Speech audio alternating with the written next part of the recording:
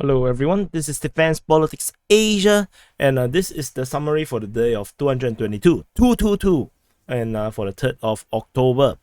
So let's start off with weird statements, and today's weird statement is from Zelensky. So Zelensky has approved the division of the National Security and Defense Council of Ukraine on not holding negotiation with Putin. So there will be no negotiation. So it's interesting, that to not negotiate actually needs a division and needs approval, and it's a bit funny to me. Anyway, then moving on to the referendum or annexation situation. So on the 3rd of October, the State Duma of the Russian Federation have unanimously ratified the agreement to annex the 4 regions: Donetsk People's Republic, Luhansk People's Republic, Zaporizhia, and Kherson region into Russia. And today, looks like, early in the morning, they have already ratified from the Federation Council, which is the upper house of the Russian government, where they also have confirmed that they're going to annex the 4 regions. So there's only left with one step. The president of Russia, Putin, will just need to sign this into law.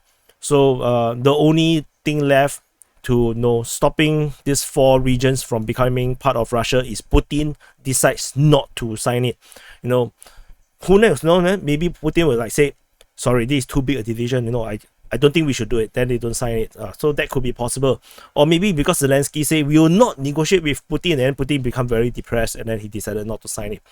Yeah, Putin have no friends. So and then moving on to the situation at the partial mobilization. So the defense minister Sergei Shoigu, he announced that more than 200,000 people have arrived in the Russian military as part of the partial mobilization, and which means that because they are supposed to mobilize 300,000, the partial mobilization currently is at 2/3 capacity.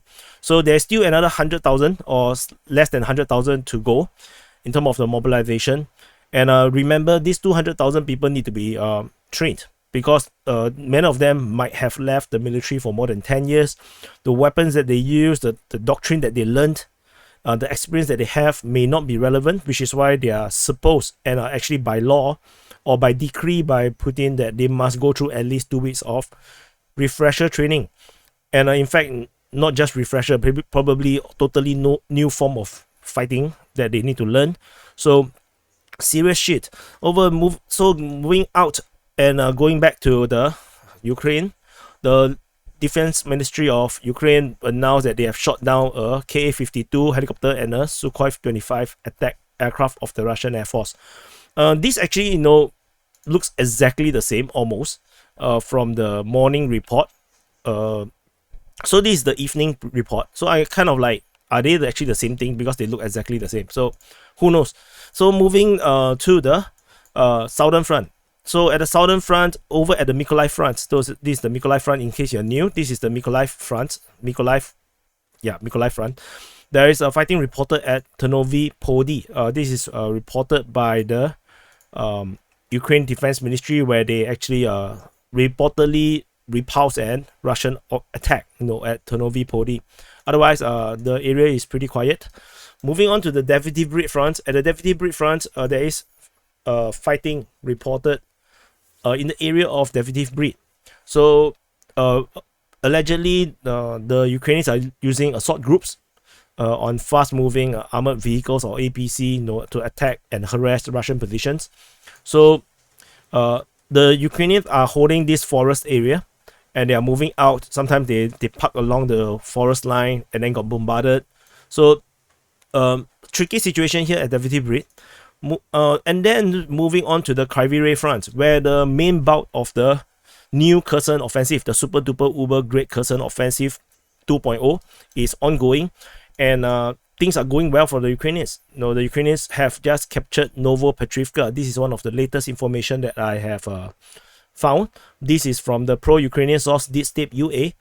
So that means that the siege on Ohaine and Vysokopilya has been broken. The Russian forces have withdrawn, which means that the development over at the eastern side of this front has affected the positioning of the Russian forces on the western side. So the Russian forces is now retreating. I'm not sure where is the line they're going to be holding just yet. Over at the eastern side of this front, after the capture of these 4 settlements, the Ukrainians continue to push southward, and they have captured Bilyevka, Ukrainka, Novo Oleksandrivka, and Harilivka. And then they actually captured the northern part of Duchany, because Duchany is actually a city or town cut across by the river. There's actually a bridge, and this bridge has been blown up by the Russian forces after they withdraw to stop the Ukrainian offense, because the Ukrainians are just so fast. So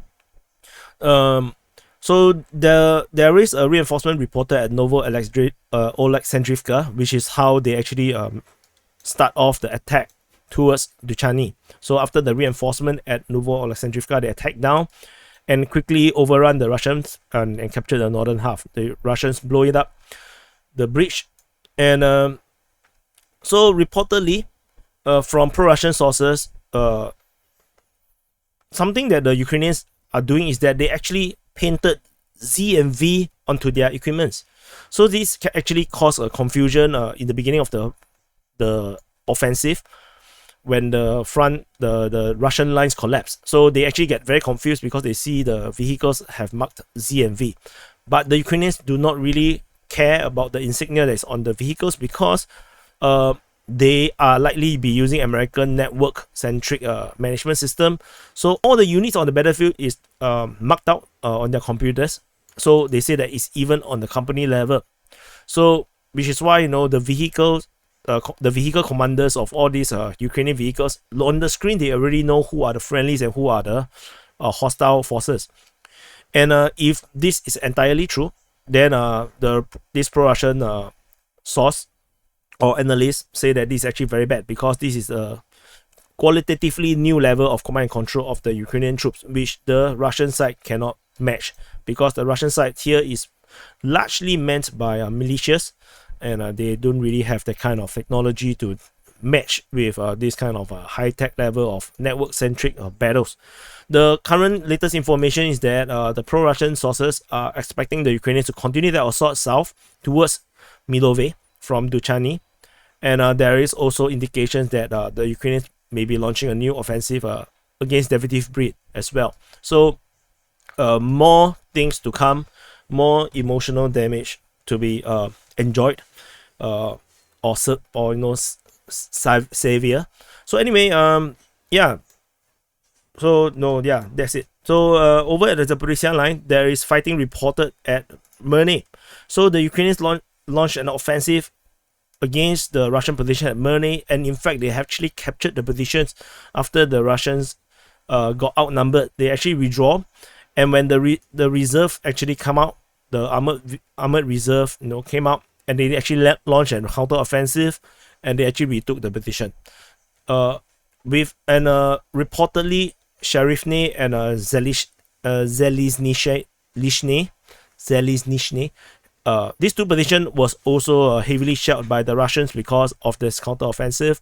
So the heavy fighting at Merne, but the Ukrainians did not capture the position eventually. Moving on to the Donetsk front. A lot of things happening at the Donetsk front. The Russians are attacking Bojeda, according to the Ukrainian Defense Ministry. Interestingly, they reported this in the evening, but they did not report this in the morning. So I'm not sure why is there a discrepancy between their evening and morning report. So similarly, there is fighting reported at Nevelske, also the same situation, where it's reported in the evening but not in the next day's morning. And fighting is reported at Kayamka as well as New York. All these are reportedly Russian attacking the Ukrainian side. These are all reported by the Ukrainian army. And moving on to the Bakhmut front. At the Bakhmut front, the Ukrainians launched a massive counter-offensive across the entire eastern front, from the Sivas front all the way down to the Bakhmut front. You can see all the blue cross-sword icons. So on the most southern side, the Russians attacked Mayos, and as also at Ozaryanivka. The Ukrainians attacked across the entire front line from Kudyumivka to Mykolaiivka, Druha, to this position that is northeast of Oradivka, Zaiseve. Zaiseve, there's actually two conflicting reports. We have the Ukrainian offensive, but we also have the report from the Ukrainian army saying the Russians attacked. And there is also fighting reported at Vesela Dolena. And this entire offensive also invalidated the information of the capture of Opine, which, remember, I put a question mark because it makes no sense.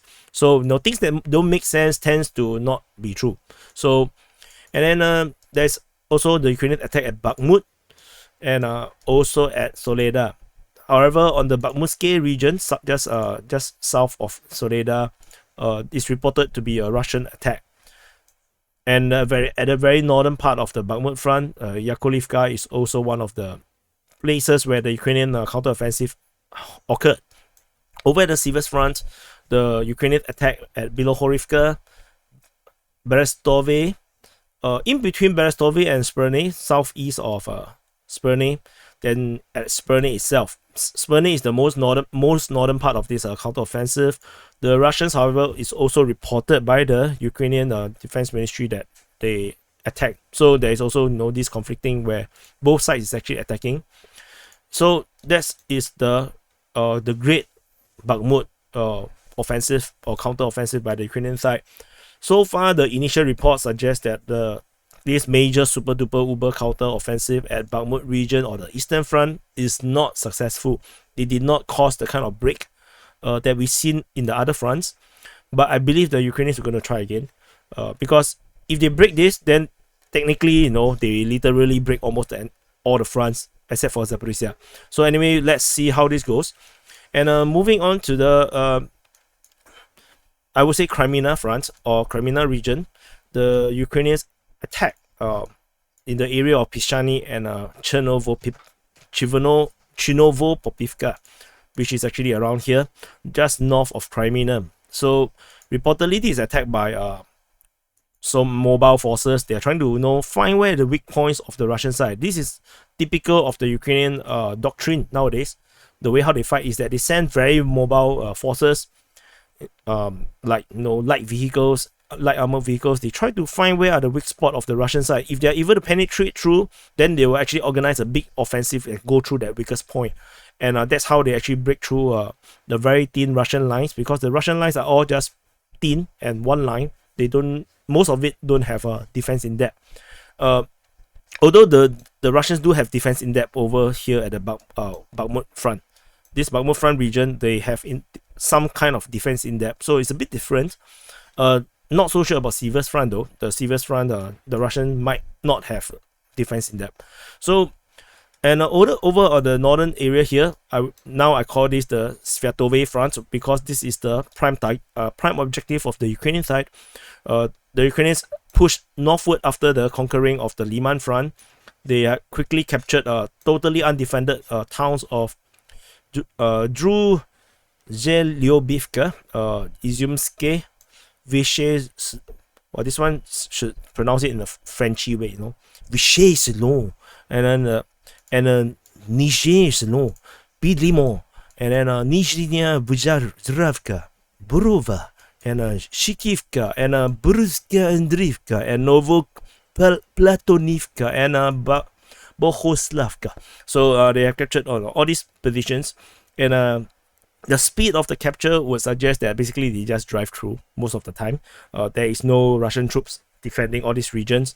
So this push towards Bohoslavka is likely to go towards Krylyakivka, just opposite of Sankove.